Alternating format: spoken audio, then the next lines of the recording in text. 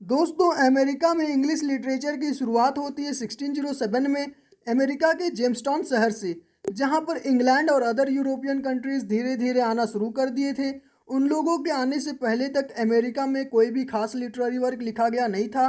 उन लोगों के आने के बाद ही वहां पर कुछ अच्छा लिटरेरी वर्क लिखा गया।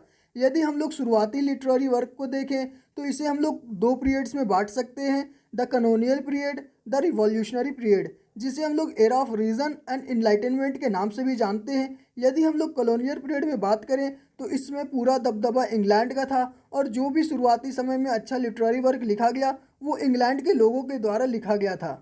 शुरुआत में जब अर्ली सेटलर्स वहाँ पहुँचे थे तो पहले अपने उस उजाड़ प्रदेश में अपने लिए फेवरेबल कंडीशन बनाने का कोशिश किया।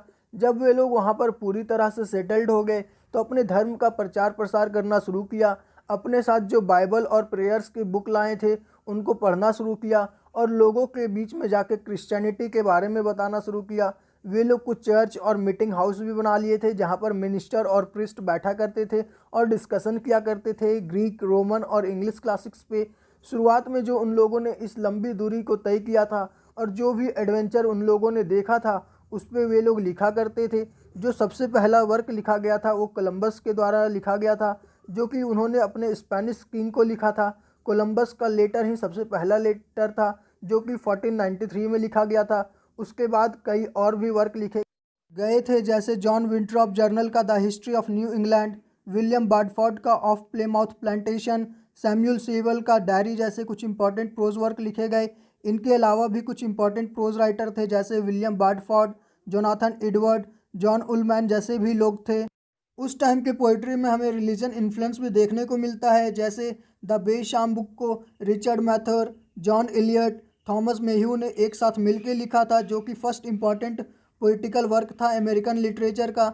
इनके अलावा एनी ने the 10th muse lately sprung up in America, Michael ने the day of doom, Thomas ने नाइट पीस, एडवर्ड टेलर ने the joy of church fellowship जैसे कुछ इंपॉर्टेंट पोइटिकल वर्क लिखे, जो कि अमेरिकन लिटरेचर को काफ़ी ऊपर ले जाता है।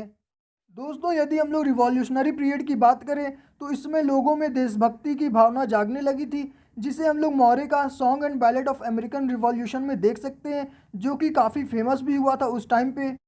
इस पीरियड में हमें अमेरिका के हार्टफोर्ड शहर को नहीं भूलना चाहिए, वहाँ के चार मेन को नहीं भूलना चाहिए जिन्होंने पोइट्री सेक्शन को ग्रो करने में काफ़ी अहम रोल प्ले किया।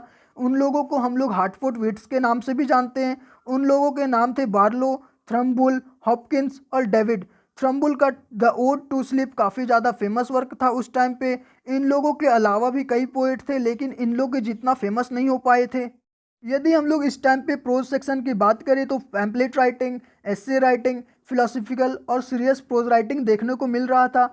उस टाइम पे बेंजामिन फ्रैंकलिन और George Washington main pros writer थे। जॉर्ज वाशिंगटन अमेरिका के फादर भी माने जाते हैं और ये फर्स्ट प्रेसिडेंट भी थे अमेरिका के।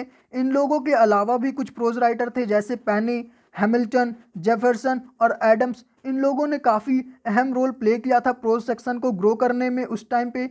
यदि हम लोग अमेरिका में 18 सेंचुरी के एंड को देखें तो नॉवल उस टाइम पे काफ़ी तेज़ी से ग्रो कर रहा था, और जिस तरह का इंग्लैंड में नॉवल लिखा जा रहा था उसी तरह का नॉवल यहाँ पर भी लिखा जाना शुरू हो गया था। इसके साथ ही ड्रामा भी काफ़ी तेज़ी से ग्रो करने लगा, लेकिन 18 सेंचुरी के एंड तक कोई भी खास नॉवल और ड्रामा नहीं लिखा गया था, इसलिए मैं उनके नाम नहीं बता रहा हूँ। मैं अगले वीडियो में आपको बताऊँगा कि अमेरिकन लिटरेचर काफ़ी तेज़ी से कैसे ग्रो किया 19th और 20th सेंचुरी में। तो आज के वीडियो में बस इतना ही, मिलते हैं हम लोग अगले वीडियो में। तब तक के लिए धन्यवाद। जय हिंद, जय भारत।